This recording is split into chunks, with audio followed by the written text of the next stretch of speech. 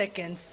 The importance of this session is to ensure that these names are not just statistics. These are people who are loved by their families, people who mattered, and they'll continue being people even in death. Starlet Wahoo.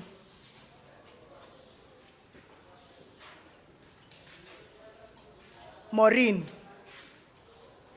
an unnamed woman who was murdered on January 8th, 2024. She was 26 years old. Harriet Mora, she was murdered on January 9th, 2024. Acheng, Stella Adongo, a 21-year-old woman who was murdered on January 12th, 2024. Malkia, a 25-year-old woman who was murdered on January 14th, 2024. Rita Waeni, who was murdered on January 14th, 2024. She was a 20-year-old woman. An unnamed woman. And lastly, Grace Duya, who was murdered on January 23rd, 2024.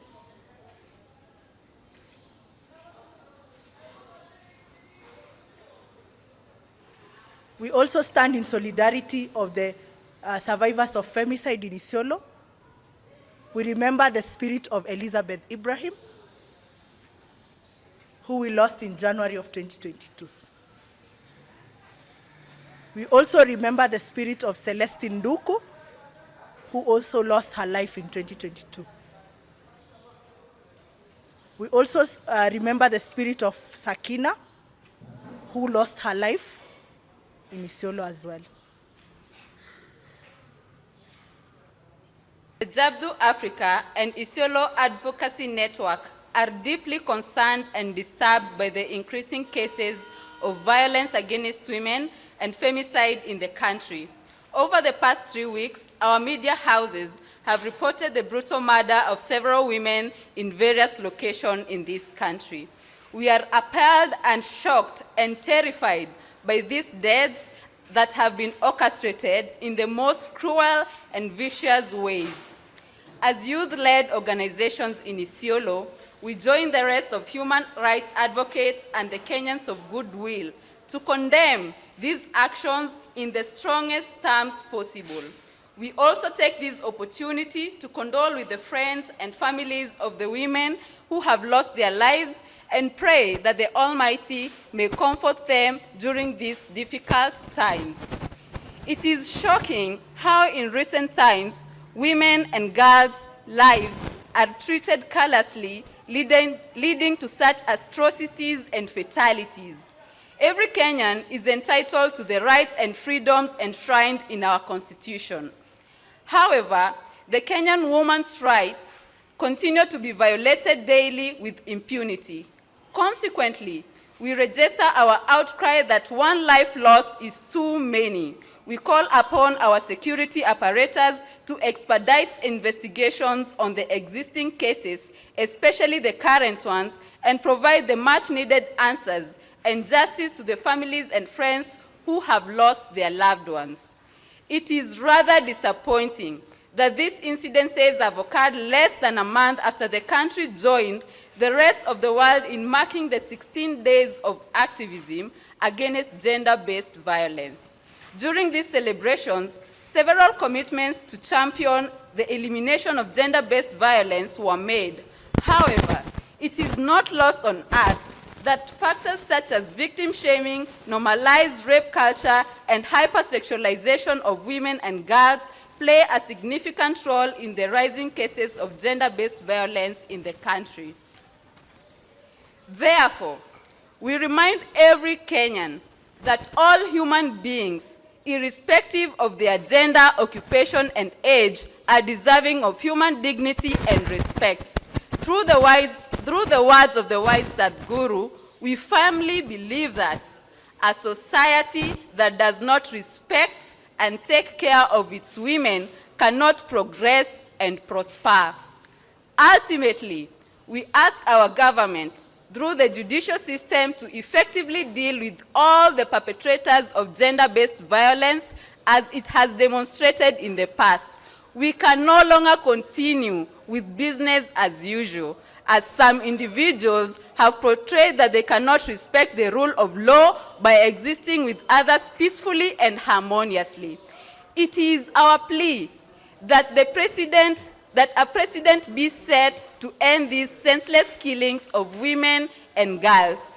The Jabdu Africa and Isiolo Advocacy Network remains in solidarity with all survivors of gender-based violence and their loved ones as they endeavor to seek justice. We are in total solidarity with the rest of the Kenyans because the thing, even though it is happening in other parts of the country, I've been seeing it in social media, but it has also happened here in Isiolo. Most of our women have undergone deaths due to from their partners, mostly their spouses, their husbands, and also family members.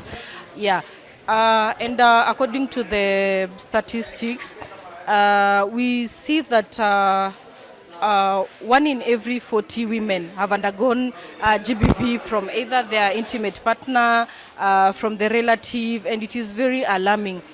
It is very alarming. So we call upon our legislators, our national government, our county government, and also the DCI.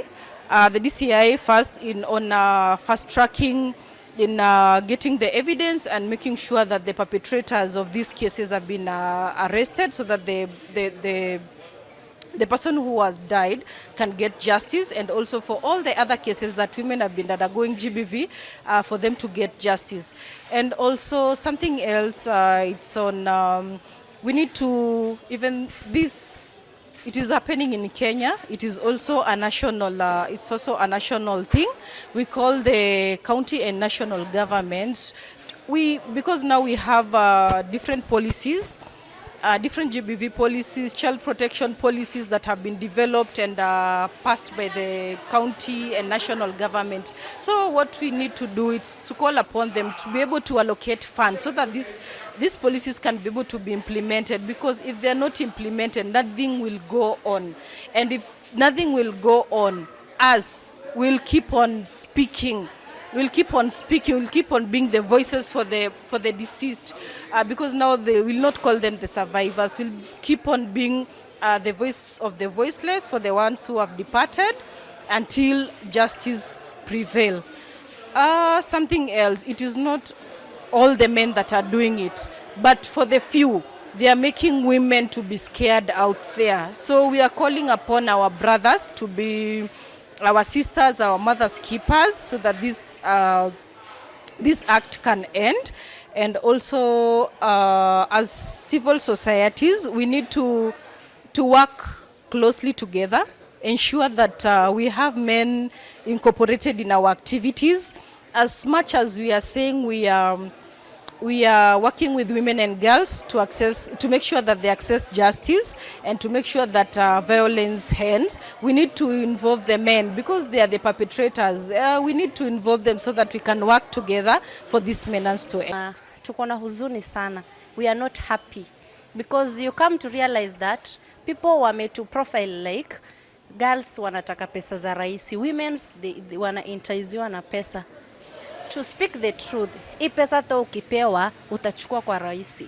It's not must to work hard ndo upewe hii pesa. It depends na huyo mwenye anakupea na intentions gani. Now they are saying wameharibia Airbnb jina. Airbnb is where you go, you make even business deals. So it's not bad if you want privacy to go and do your private things there. And it is not must that nikikuwa company there, you expect something in return. It's my consent. Kama nitaamua kukuvulia nguo, hiyo ni mimi nitaamua. It is not must. Ukiniua kwa sababu ukisema nimekula pesa zako, sijui ni umeninunulia nyama, sijui umenipea pesa, hizi pesa umenipa kwa sababu ya mapenzi. And makiu, they are profiling us yenye tunachukua pesa za wanaume. Most of these women wenye wameuawa, they went to look for their men, penye wameenda wakauawa because of love. Huwezi enda upatane na mtu stranger hivyo tu. It means labda mumedate online. It's not bad. Kama niko Isiolo nipende mtu ako Nairobi na ni invite one day niende Nairobi, tupatane naye labda hana nyumba, tuende tupatane Airbnb na amwe kuniua. Hiyo haimaanishi kuwa nimeenda kumfuata because of money.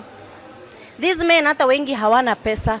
If you look in this angle, most of men hata hao wanaekwa na wanawake. We are not speaking about it because we know it is there, it is ni vile utajieka. So all this issue of femicide, to me it's very bad, and as activists we are fighting against it. We urge all women to be conscious, but that doesn't mean I won't go and meet my new boyfriend. This means he is not new to me, it's just physically new. Because most of the time mnajuana, like for instance mimi saizi labda nimependa labda mtu ako Mombasa. Huu Mombasa tumejuana labda like 3 to 4 months. Na amue kuniita Nairobi penye tutamit. Is that natafuta pesa ama naenda kumit my boyfriend? So I think the issue here is women. I know they are desperate women, but that doesn't mean you should kill them. See, you are not God to judge us for you to kill us. Only God is supposed to kill us. So men outside there, we are warning you.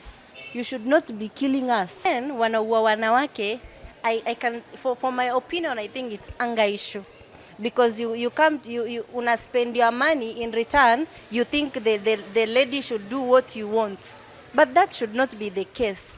You can give me money, you can give me nyama choma, you can be sending me fare, and I decided to eat. It is up to me.